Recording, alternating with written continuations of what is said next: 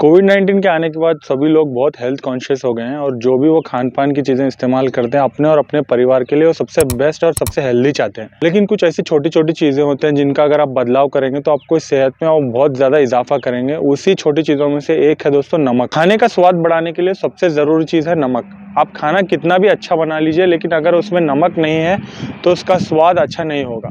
तो अगर आप स्वाद और स्वास्थ्य दोनों चाहते हैं तो आप इस वीडियो के अंत तक बने रहिए क्योंकि इस वीडियो में मैं आपको बताऊंगा कि आप कौन सा नमक आपके लिए सबसे बेस्ट है और कितने तरह के नमक होते हैं और आयुर्वेद की संहिताओं नमक के बारे में क्या बताती हैं और नमक के क्या-क्या फायदे हैं। तो चलिए दोस्तों फिर देर किस बात की, शुरू करते हैं वीडियो को। मेरा नाम है डॉक्टर आकिब जावेद और आप देख रहे हैं अपना पसंदीदा यूट्यूब चैनल डॉक्टर जावेद की दुनिया। खाने में नमक हेल्दी होना चाहिए। और यह आपका सफेद नमक जिसे आप रोज खाते हैं, ये भी केमिकल फैक्ट्री में बनता है। आयुर्वेद की चरक संहिता सूत्र स्थान के अन्नपान अध्याय 27 चैप्टर के अंदर आचार्य चरक बताते हैं लवणम सैंधवम सर्वोत्तमम, यानी कि सभी तरह के नमक में सैंधव लवण जो है ये सबसे बेस्ट है। देखिए मार्केट में सैंधव लवण को छोड़कर और भी बहुत तरह के नमक होते हैं, जैसे समुद्र लवण है, सैंधव लवण है, औडबिडा लवण है, बिडा लवण है, सौवर्चलन लवण है, कृष्ण लवण है। लेकिन जो आमतौर पर हम जो नमक खाते हैं हमारी रोजमर्रा की जिंदगी में वो होता है समुद्र लवण। ये समुद्र लवण काफी रिफाइंड होता है। बचपन में आपने सुना होगा कि हमें आयोडीन युक्त नमक खाना चाहिए। आयोडीन युक्त नमक प्रतिदिन बुद्धि और स्वास्थ्य सुरक्षित हर दिन। अगर आयोडीन युक्त नमक अगर हम नहीं खाएंगे तो हमें घेंगा हो जाएगा। घेंगा यानी गोइटर, एक अबनॉर्मल डेवलपमेंट होती है थायराइड ग्लैंड की। लेकिन आजकल हमें घेंगा या फिर गोइटर की बीमारी बहुत कम देखने को मिलती है। आजकल जो हमें बहुत ज्यादा बीमारी देखने को मिल रही है वो है थायराइड की बीमारी, जैसे कि हाइपरथायराइडिज्म, हाइपोथायराइडिज्म। कई लोगों में तो बोथ भी होता है, हाइपर और हाइपोथायराइडिज्म दोनों भी होता है। तो तभी से हमने आयोडीन नमक खाना शुरू किया था। लेकिन क्या आयोडीन इतना जरूरी है हमारे शरीर के लिए कि ये अगर हम ये समुद्र लवण खाएंगे तो ही हमें आयोडीन मिलेगा? देखिए ऐसा नहीं है। अगर हमारी डाइट अच्छी है, अगर हम रोजाना फ्रूट्स, वेजिटेबल्स और डेयरी प्रोडक्ट जितने भी अगर हम खाते हैं उसमें भी आयोडीन होता है। अगर हमारी डाइट अच्छी रखेंगे तो जो भी फ्रूट्स, वेजिटेबल्स और डेयरी प्रोडक्ट्स में जो भी आयोडीन होगा वो हमारी बॉडी के लिए सफिशिएंट होगा। जितना हमारे बॉडी के लिए जरूरी है उतना अगर हम उन डाइट अच्छी रखेंगे और ये सभी चीजों को खाएंगे तो ये हमारी डेली रिक्वायरमेंट की आयोडीन को फुलफिल करेगा। लेकिन अगर आयोडीन हमारी बॉडी में बहुत ज्यादा हो जाए तो भी ये हमारी बॉडी के लिए बहुत डेंजरस है, ऐसा कहना है थायराइड फाउंडेशन ऑफ अमेरिका का। तो देखिए आयोडीन हमें ना ज्यादा चाहिए ना ही हमें बहुत कम चाहिए। आयोडीन के अलावा हमारे बॉडी में बहुत सारे ऐसे मिनरल्स होते हैं जिनका फाइन होना यानी कि बहुत नॉर्मल होना बहुत जरूरी होता है। हम लोग जो नॉर्मल साल्ट है, समुद्र लवण खाते हैं उसमें सोडियम क्लोराइड होता है और ये दोस्तों ये जो सोडियम जो होता है ये वाटर रिटेंशन करता है।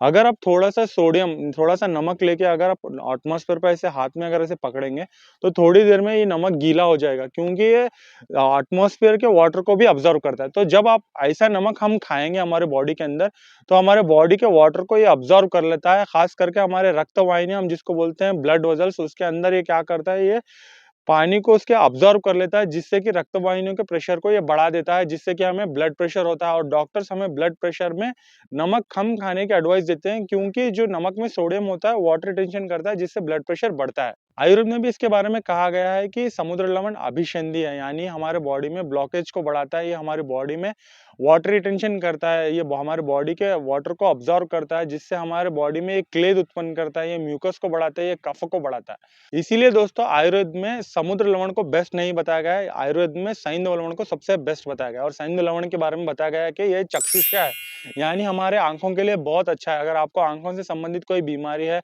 या फिर आपको चश्मा है तो आपको सैंधव लवण ही इस्तेमाल करना चाहिए। और सैंधव लवण को हृदय बताया गया, यानी हमारे हार्ट के लिए बहुत अच्छा है। अगर आपकी बॉडी में कोलेस्ट्रॉल लेवल्स बहुत ज्यादा है या फिर आपको कोई हार्ट डिसीज है तो आपको सैंधव लवण ही इस्तेमाल करना चाहिए। इसके अलावा इसको अग्नि दीपक बताया गया, यानी हमारे डाइजेस्टिव फायर जिसको हम जठराग्नि बोलते हैं, इसको प्रदीपित करता है, इसको स्ट्रांग बनाता है, इसको पावरफुल बनाता है जिससे कि हमारा खाया हुआ खाना बहुत जल्दी डाइजेस्ट होता है।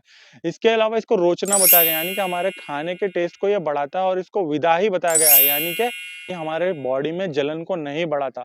समझ लीजिए अगर आप पित्त प्रकृति पर्सन है या फिर आपको शरीर में बहुत ज्यादा गर्मी की परेशानी होती है या फिर आपको पेशाब में जलन होती है तो आपको सैंधव लवण ही इस्तेमाल करना चाहिए। और इसको वृक्ष्य बताया गया, यानी ये अफ्रोडिसियाक है, हमारे शरीर में शुक्र धातु को बढ़ाता है, यानी वीर्य और बल को बढ़ाता है। और इसके अलावा इसको त्रिदोष शामक बताया गया है, यानी ये तीनों दोष वात पित्त कफ तीनों को बैलेंस करता है। देखिए जो भी बीमारियां हमारे बॉडी में होती है वात पित्त कफ के इम्बैलेंस से होती है, तो अगर हम सैंधव लवण खाएंगे तो ये तीनों दोष बैलेंस में रहेंगे जिससे हम बीमारियां हमें बार बार नहीं होंगी।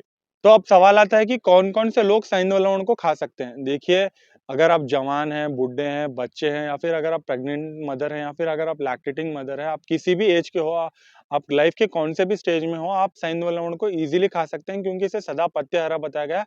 और इसको आप कौन सी बीमारी में भी खा सकते हैं। अगर आपको हार्ट डिसीज है, या फिर आपको बीपी है, आपको कोलेस्ट्रॉल है, आपको किसी तरह की भी बीमारी हो, या आपका कोई भी एज नंबर हो, आप उस एज नंबर में आप इस साइंदो लवण को इजीली आराम से खा सकते हैं। और एक स्पेशलिटी ये है कि साइंदो लवण की एक खनिज है, यानी कि ये रॉक फॉर्म में हमें मिलता है, ये रिफाइंड नहीं होता, ये नेचुरल फॉर्म में हमें मिलता है, जिसकी वजह से इसको काफ़ी लोग उपवास के दिन इस्तेमाल करते हैं। यानी कि इसको उपवास का नमक भी इसलिए बोला जाता है, क्योंकि उपवास के दिन जब लोग उपवास करने के बाद जो खाना बनाते हैं, इसमें मिला के खाते हैं, क्योंकि ये इतना शुद्ध होता है, क्योंकि इतना प्योर होता है। इसका मतलब ये नहीं कि हमें साइंदो लवण या फिर दूसरे सभी तरह के नमक को बहुत ज़्यादा क्वांटिटी में खाना है। देखिए, हर एक तरह के नमक को इंक्लूडिंग साइंदो लवण को हमें लिमिटेड क्वांटिटी में ही खाना चाहिए, और हमारी बॉडी की जो मिनरल रिक्वायरमेंट है डे टू डे, उसको हमें पूरी करने की कोशिश करनी चाहिए थ्रू फ्रूट्स एंड वेजिटेबल्स। और साल्ट को हमेशा हमें लिमिटेड क्वांटिटी में ही खाना चाहिए। तो इस पूरी वीडियो का कंक्लूजन ये है कि साइंदो लवण जो है लाख गुना बेहतर है समुद्र लवण से। तो आज ही आप अपने किचन से समुद्र लवण हटा दीजिए और साइंदो लवण इस्तेमाल करना शुरू कर दीजिए। हाँ, मैं मानता हूँ कि साइंदो लवण थोड़ा महंगा है इस्तेमाल करने के लिए इन कंपैरिजन विद द समुद्र लवण, लेकिन देखिए बहुत ज़्यादा नहीं है, बहुत थोड़ा ज़्यादा है जिसको हम अफोर्ड कर सकते हैं। बाद में लाख-लाख रुपए बिल भरने से हॉस्पिटल के अच्छा है कि हम आज थोड़े से पैसे ज़्यादा खर्चा करके समुद्र लवण के बजाय साइंदो लवण लाके इस्तेमाल करें। उम्मीद करता हूँ दोस्तों आज की वीडियो आपको जरूर पसंद आएगा। अगर आपको वीडियो पसंद आए तो जरूर लाइक कीजिए और शेयर कीजिए, और अगर आपने वीडियो को चैनल पे पहली बार देखा तो चैनल को सब्सक्राइब कर लीजिए, और अगर आपने अभी तक बेल आइकन को प्रेस नहीं किया तो बेल आइकन को प्रेस कर दीजिए, ताकि समय समय पर आपको इसी तरह के हेल्थ रिलेटेड वीडियोस की इन्फॉर्मेशन मिलती रहे। मेरा नाम है doctor Aqib Javed and thanks for watching the video.